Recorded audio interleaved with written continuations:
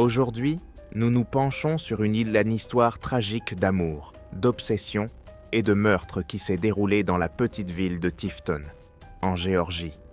Cette histoire parle de sombres secrets, de troubles émotionnels et d'un meurtre brutal qui a laissé une marque indélébile sur la vie de toutes les personnes impliquées.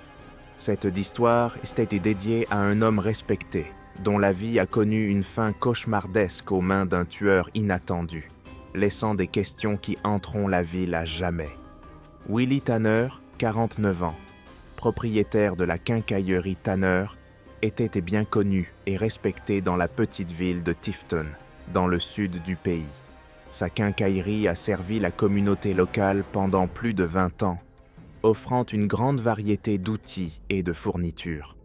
On pouvait souvent voir Willie derrière le comptoir, accueillant les clients avec un sourire chaleureux et prêt à discuter de n'importe quel sujet. Son magasin est devenu un endroit où les gens venaient non seulement pour faire des achats, mais aussi pour obtenir des conseils. La vie de Willie semblait irréprochable à tous ceux qui l'ont connu. Il était marié à Lynn Tanner, son amour de lycée, et le couple participait activement aux activités de l'église locale, ainsi qu'à des événements caritatifs. Mais derrière cette façade se cachait un sombre secret. Malgré sa réputation de mari et de citoyen modèle, Willie a entamé une relation secrète avec Madison Kelly, une lycéenne de 18 ans. Madison, connue pour sa beauté et son intelligence, était une cliente régulière de son magasin. Au fil du temps, leur amitié s'est transformée en une relation intime. Déchiré par la culpabilité et le désir, Willie se bat avec sa conscience, surtout à l'approche des fêtes. Leur relation était pleine de passion et de tensions incroyables, et Willie était déchiré entre la culpabilité et l'affection qu'il éprouvait pour Madison.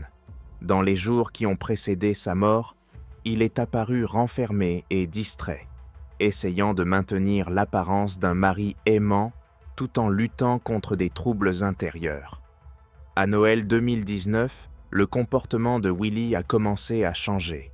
Il passait de moins en moins de temps à la maison et restait souvent tard au travail. Lynn a remarqué ces changements, mais les a mis sur le compte du stress lié à l'entreprise avant Noël. Les amis et les voisins ont également remarqué que Willie était devenu agité et moins joyeux.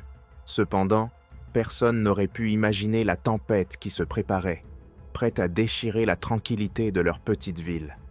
Le matin du 22 décembre 2019, quelques jours avant Noël, Tifton vivait sa vie mesurée habituelle.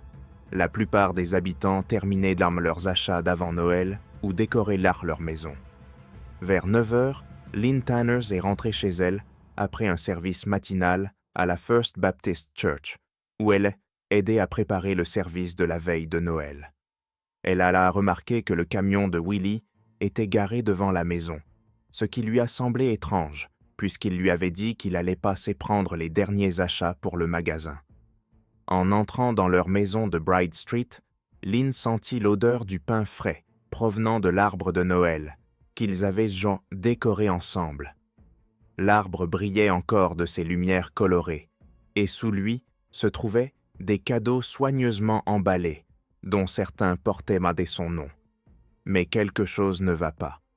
La maison était étrangement silencieuse, et Willie ne répondait pas à son appel.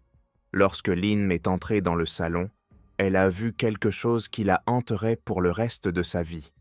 Le corps sans vie de Willie gisait sur le sol, près de l'arbre de Noël, entouré de tessons de jouets et de guirlandes. Sa tête était trempée de sang, et à côté de lui gisait un marteau couvert de taches qu'elle réalisa être le sang de son mari. Lynn tombe à genoux, le corps tremblant de terreur.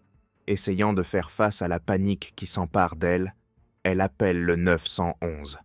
La voix tremblante, elle explique la situation à l'opératrice, les larmes coulant sur ses joues. « Oh mon Dieu, mon mari ne respire plus. Il y a du sang partout. » L'opératrice tente de la calmer, lui demandant de ne toucher à rien et d'attendre l'arrivée de la police et des secours. Bientôt, La rue s'est remplie de véhicules d'urgence aux gyrophares allumés. Les voisins regardent par les fenêtres, chuchotent et se demandent ce qui a bien pu se passer. Lynn était assise sous le porche, abasourdie et secouée, incapable de réaliser à quel point sa vie avait basculé en un instant. La police est arrivée sur les lieux quelques 2 minutes après l'appel de Lynn. L'inspecteur Nora Collins, officier expérimenté avec 15 ans d'expérience, dirige l'enquête. Elias est connu pour son esprit vif et son approche méthodique. En sortant de sa voiture, Nora remarque immédiatement le contraste entre les décorations festives de la maison des Tanner et la scène horrible qui l'attend à l'intérieur. Le salon de la maison Tanner était un mélange effrayant de confort de Noël et de tragédie violente. Les lumières de l'arbre de Noël continuaient à vaciller, se reflétant dans les ornements brisés qui jonchaient le sol. Le corps de Willie gisait au pied de l'arbre, la tête mutilée par de multiples coups de marteau. Le sang a taché les jouets, le papier d'emballage et les rubans qui se trouvaient à proximité. L'inspecteur Collins examine la sous-scène, son esprit travaillant rapidement, reliant les fragments possibles de ce qui s'est passé. Le marteau qui gît à côté du corps est immédiatement considéré comme une preuve. Malgré l'abondance de sang, la scène semble étrangement propre. Il n'y avait aucune trace de lutte à l'extérieur de l'arbre de Noël. Il semble que Willie ait été pris au dépourvu. La police scientifique est arrivée peu après Collins. Ils sont dirigés par le docteur Philip K. Wang, connu pour sa précision et son souci du détail. Il a examiné le corps de Willie, notant le grave traumatisme crânien qui a probablement causé une mort instantanée. L'heure du décès a été estimée entre 22 heures et minuit la veille, d'après l'état de rigidité du corps. Madame Collins a ordonné à son équipe de recueillir toutes les preuves possibles, prise d'empreintes digitales, photographies et recherche de tout indice pouvant mener au tueur. Lynn Tanner, toujours en état de choc, n'a pu fournir que des informations générales sur la dernière journée de son mari. Elle rapporte qu'il était maussade et distant, mais qu'il ne semblait rien manifester d'anormal. Au fil de l'enquête, l'inspecteur Collins a commencé à soupçonner qu'il s'agissait d'un crime passionnel. La brutalité de l'attaque laisse supposer une haine ou une jalousie profonde, des émotions qui poussent souvent les gens à commettre des actes aussi violents. Mais qui a pu haïr Willie Tanner au point de le tuer de cette façon? C'est une question que Nora Collins est déterminée à résoudre. La première sur la liste des suspects de l'inspecteur Nora Collins est Madison Kelly, une lycéenne de 18 ans avec qui Willie avait une liaison secrète. La jeune fille fait partie de la troupe de théâtre de l'école et a récemment joué le rôle de Tiny Tim dans une production de A Christmas Carol. Cependant, son calme extérieur masquait une instabilité émotionnelle qui s'était accentuée au cours des derniers mois. Madison vivait avec sa mère, Tammy Kelly, dans une petite maison bien entretenue à la périphérie de Tifton. Tammy était connue pour être une mère stricte et contrôlante, surtout depuis que son mari avait annoncé son homosexualité et quitté la famille. Leur relation avec leur fille était tendue et Tammy critiquait souvent Madison pour son apparence et son comportement. L'inspecteur Collins est arrivé au domicile des Kelly dans l'après-midi du 22 décembre. Madison était encore en pyjama, assise dans sa chambre. Son état trahissait le stress intense lié à l'annonce de la mort de Willie. La chambre de l'adolescente ressemblait à un sanctuaire d'adolescente typique. Des posters de Taylor Swift et d'Ariana Grande étaient accrochés au mur. Cependant, parmi les objets du quotidien, Collins a remarqué quelque chose de troublant. Une photo de Willie torse nu, encadrée sur la table de chevet, et des agendas remplis de notes franches sur leur liaison. Au cours de sa conversation avec l'inspecteur, Madison a admis avoir eu une liaison avec Willie, décrivant leur relation comme passionnée et émotionnellement intense. Elle a déclaré qu'elle était tombée amoureuse de lui et qu'elle rêvait d'un avenir ensemble, mais que, ces derniers jours, il avait commencé à prendre ses distances. Selon la jeune fille, cela lui causait une grande anxiété et le sentiment d'être perdue. Lorsque l'inspecteur Collins a demandé à Madison où elle se trouvait le soir du meurtre, la jeune fille a répondu qu'elle était chez elle, en train de réviser ses examens. Cependant, son alibi était faible. L'état de Madison et son instabilité émotionnelle ont suscité des doutes chez l'inspecteur Collins. Madison était extrêmement nerveuse, ses mains tremblaient et des larmes coulaient sur ses joues.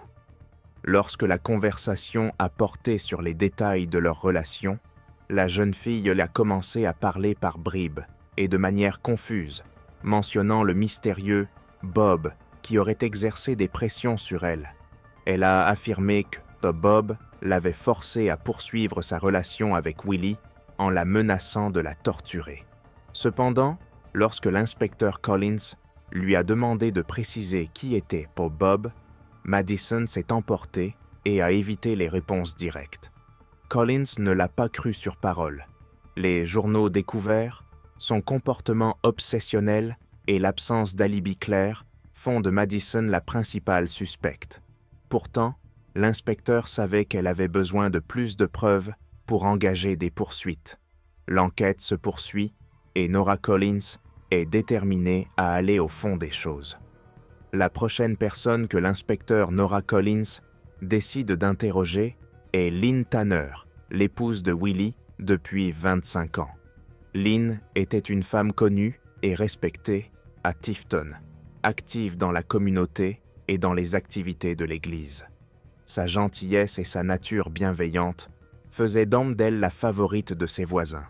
Cependant, derrière la façade d'un mariage heureux, se cachaient donc des soupçons et des tensions. Au cours des derniers mois, Lynn a commencé à remarquer des changements dans le comportement de Willie. Ses fréquents retards à la maison, ses excuses pour travailler tard et son aliénation progressive l'ont amené à se demander s'il ne la trompait pas. Elle tente d'ignorer ses soupçons, se concentrant sur les préparatifs de Noël et les activités religieuses. Mais l'agitation intérieure ne l'a jamais quittée. Lorsque l'inspecteur Collins a rencontré Lynn le 22 décembre, elle était encore sous le choc de la découverte du corps de son mari. À la table de la cuisine, où se tenaient habituellement les petits déjeuners familiaux, Lynn s'est remémoré leur vie commune. Elle décrit Willie comme un mari aimant et un père dévoué, mais admet que leur relation a changé après le départ de leur fils Riffle pour l'université. L'intimité entre eux avait disparu et Lynn se sentait éloignée de son mari. Elle a également admis qu'elle soupçonnait Willie de la tromper, surtout après qu'il eut rejeté à plusieurs reprises ses tentatives de rétablissement de leur relation. Cependant, elle n'avait aucune preuve. Lynn a admis que cette frustration et ce sentiment de solitude lui pesaient, mais elle n'aurait jamais pu imaginer que cela se terminerait de manière aussi tragique. L'inspecteur Collins a demandé à Lynn où elle se trouvait le soir du meurtre. Lynn a répondu qu'elle était chez elle, en train de préparer un service religieux. Elle s'était couchée tôt, pensant que Willie la rejoindrait plus tard. Lorsqu'elle s'était réveillée au milieu de la nuit et s'est aperçue qu'il n'était pas là, elle a supposé qu'il s'était endormi sur le canapé du salon. Au matin, elle l'a trouvé mort. Son récit est là cohérent, mais Collins ne peut exclure la possibilité que les soupçons d'infidélité de Lynn aient pu motiver le meurtre. La brutalité du crime était révélatrice d'émotions fortes, telles que la colère ou la jalousie. Lynn, en tant qu'épouse de Willie, avait à la fois l'occasion et la raison de commettre un tel acte. Cependant, son comportement semble sincère. Lynn n'a pas éludé les réponses, a donné accès aux effets personnels de Willie, y compris son téléphone et son ordinateur, et a coopéré à l'enquête. Malgré cela, l'inspecteur Collins l'a maintenu sur la liste des suspects, déterminé à examiner de près les détails de son histoire. La troisième figure sur la liste des suspects de l'inspecteur Nora Collins est Tammy Kelly, la mère de Madison. Cette femme était connue pour sa nature stricte et contrôlante. Elle vivait à Tifton et menait une vie impeccablement ordonnée, accordant une attention particulière à la réputation de sa famille. Sa maison était toujours un modèle de propreté et d'ordre, et Tammy elle-même participait activement à la vie sociale et aux activités de l'Église. Sa relation avec sa fille, cependant, était loin d'être idéale. Madison, une belle jeune fille, attirait l'attention des autres, ce qui, selon les rumeurs, causait à sa mère une anxiété injustifiée. Tammy était excessivement stricte avec sa fille, contrôlant son comportement, ses vêtements et même ses interactions avec les autres. Selon les voisins, Tammy punissait souvent Madison pour tout écart par rapport à ses attentes, notamment pour avoir l'air trop adulte. L'inspecteur Collins a rendu visite à Tammy le 23 décembre, un jour après la découverte du corps de Willie Tanner. Tammy l'a rencontré dans sa maison parfaitement décorée, où l'atmosphère de Noël semblait presque irréellement paisible. Elle semblait calme et posée, mais Collins a remarqué une certaine tension dans son comportement. Interrogé sur son attitude à l'égard de Willie, Tammy répondit avec retenue, le décrivant comme un homme respectueux, mais sans grande affection. Lorsqu'il s'agit de Madison, son ton change. Tammy admet qu'elle était préoccupée par le comportement de sa fille depuis quelques semaines. Selon elle, Madison avait commencé à prêter plus d'attention à son apparence et même à se montrer provocante. Tammy a remarqué que sa fille commençait à se maquiller et à porter des jupes corsets, dames courtes, ce qui l'agaçait beaucoup. Lorsque Collins a demandé à Tammy si elle était au courant du lien entre Madison et Willie, elle a d'abord nié, puis a admis qu'elle se doutait que quelque chose n'allait pas. Elle a toutefois affirmé qu'elle avait essayé de parler à sa fille pour découvrir la vérité, mais Madison a nié toute accusation. L'inspecteur Collins n'a pas exclu que Tammy ait pu être impliquée dans le meurtre. Son désir de contrôler sa fille, une éventuelle jalousie et la crainte d'un scandale auraient pu constituer un mobile. En outre, Tammy aurait pu considérer la liaison de Madison avec Willie comme une menace pour la réputation de leur famille. Malgré cela, Tammy est trop restée extérieurement froide et imperturbable. Ses réponses sont brèves et n'offrent pas d'indices directs. Néanmoins, Collins décide de poursuivre son enquête, en gardant Tammy parmi les suspects.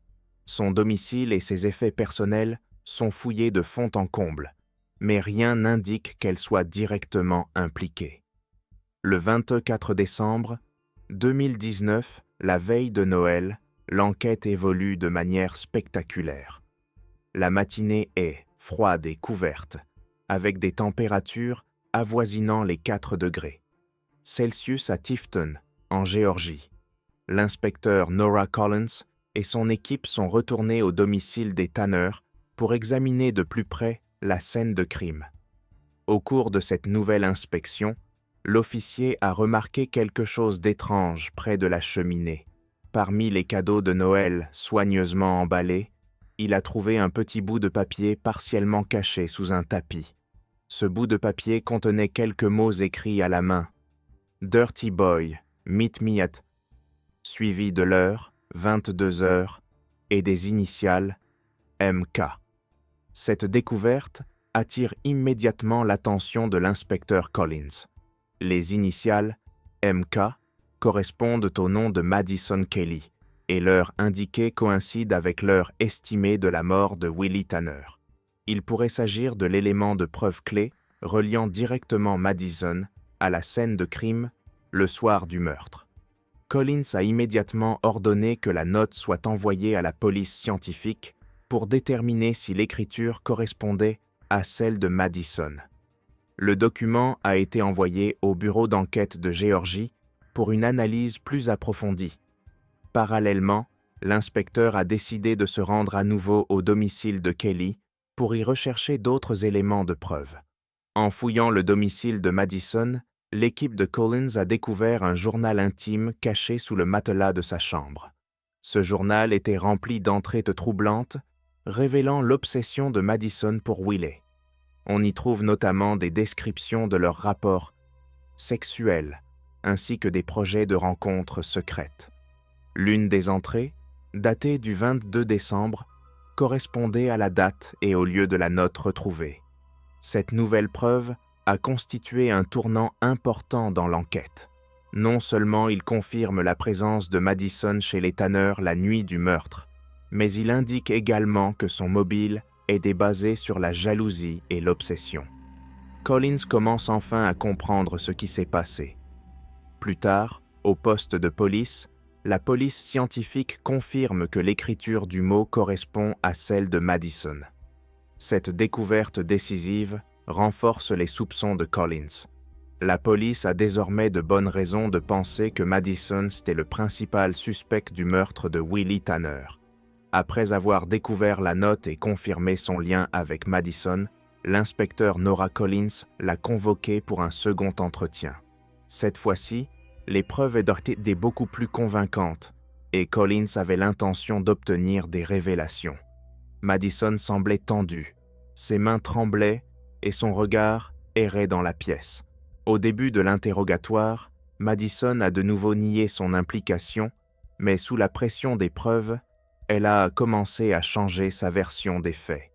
Elle a d'abord affirmé que la note avait été écrite pour rencontrer Willie, mais qu'elle était partie avant qu'il ne se passe quoi que ce soit. Cependant, son récit est rapidement devenu plus erratique. Elle déclare qu'elle n'a pas agi de son plein gré, mais qu'elle a suivi les ordres d'un certain Bob. Cet homme mythique, selon Madison, serait un politicien puissant impliqué dans des rituels sexuels bizarres et des pratiques sataniques secrètes. Elle affirme que Bob l'a manipulée pour qu'elle poursuive sa relation avec Willie et qu'elle finisse par le tuer. L'inspecteur Collins a du mal à dissimuler son scepticisme en écoutant les excuses décousues de Madison. Elle lui fait remarquer sans détour l'incohérence de son histoire avec les preuves. Le journal intime, la note et l'heure indiquée sur la scène de crime. Collins était convaincu que l'histoire de Probate Bob était une invention destinée à détourner les soupçons de sa propre personne. Sous la pression, Madison change à nouveau de version. Elle affirme désormais que Bob n'est pas une personne réelle, mais une voix dans sa tête qui lui a ordonné de commettre un meurtre. Elle insiste sur le fait qu'elle souffre de troubles mentaux et qu'elle ne peut pas contrôler ses actes. Pourtant, les examens médicaux effectués précédemment n'avaient jamais révélé aucun signe de schizophrénie ou d'une autre maladie mentale grave. Collins y voit une nouvelle tentative de manipulation. Les preuves de recueillies sur le lieu du crime parlent d'elle-même. L'écriture sur la note, les entrées du journal intime et la chronologie ont confirmé que Madison se trouvait au domicile de Tanner au moment du meurtre. Le 26 décembre 2019, Madison Kelly a été officiellement arrêtée pour meurtre au second degré. Elle s'est calmement laissée menotter, sans opposer de résistance. Son indifférence n'a fait qu'ajouter au caractère glauque de toute l'affaire. La petite ville de Tifton est sous le choc. Les habitants n'arrivaient sans doute pas à croire qu'une jeune fille, considérée comme prometteuse et talentueuse, puisse commettre un crime aussi brutal. La communauté de la ville est en état de choc et la famille de Willie Tanner, le cœur brisé, a du mal à réaliser cette perte. Bien que le tueur ait été arrêté, des questions subsistent sur les causes de cette tragédie. Le procès de Madison Kelly a débuté en février 2020. La petite ville de Tifton a littéralement retenu son souffle en suivant le déroulement de cette affaire, qui est devenue la plus médiatisée de son histoire. La salle d'audience était pleine à craquer, avec des habitants, des journalistes et des membres des deux familles qui attendaient avec impatience que la vérité soit révélée. Le bureau du procureur, dirigé par le procureur Dr. Robert Whitman, a présenté l'affaire comme un meurtre prémédité. Whitman avocat expérimenté et réputé pour sa dureté, a soutenu que Madison Kelly avait agi délibérément. Il a présenté des preuves à l'appui de sa motivation, une obsession pour Willie Tanner, la peur de le perdre et la colère face à son désir de mettre fin à leur relation. Les preuves qu'on présentait par l'accusation comprenaient l'agenda de Madison avec des notes sur leur rencontre, une note trouvée au domicile de Tanner et des preuves du temps qu'elle a passé sur la scène du crime. Le procureur a fait valoir que la jeune fille avait apporté un marteau avec elle, dans l'intention manifeste de s'en servir comme d'une arme. La défense était dirigée par l'avocate Karen Blackwell, qui a axé sa stratégie sur l'état mental de Madison. Elle a fait valoir que la jeune fille était émotionnellement instable, sous la pression de relations toxiques et de circonstances familiales. Madame Blackwell a décrit l'enfance difficile de Madison, sa relation avec sa mère et la manipulation par Willie, qui aurait profité de sa jeunesse et de sa vulnérabilité. Des extraits du journal intime de Madison ont été lus au tribunal, dans lesquels elle décrit ses sentiments pour Willie et sa peur de le perdre. L'avocat de la défense a tenté de démontrer que ces actes étaient dus à une rupture émotionnelle plutôt qu'à une intention délibérée. En outre, la défense a affirmé que Madison souffrait de troubles mentaux, bien qu'une évaluation psychiatrique n'ait pas confirmé l'existence d'une maladie grave.